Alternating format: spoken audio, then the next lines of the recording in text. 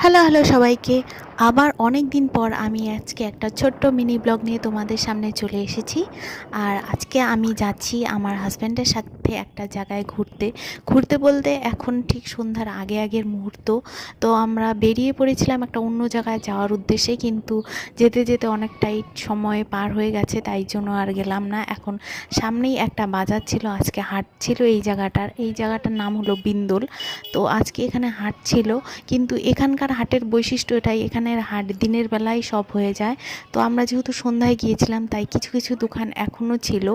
আর এখানে অনেক বড় বড় হাট বসে, যেগুলোর ভিডিও আমি অবশ্যই কোনো একদিন দেখাবো তোমাদের সাথে। তো আমরা চলে এসেছিলাম একটা মোমো স্টলে মোমো খেতে। সত্যি বলতে মোমোটা এতটাই জঘন্য ছিল, কি বলবো, একদম রান্না করাই হয়নি, কাঁচা কাঁচা ছিল। আর এর স্যুপটা ছিল আরও অখাদ্য, আমি কোনোটাই ঠিকভাবে খেতে পারিনি।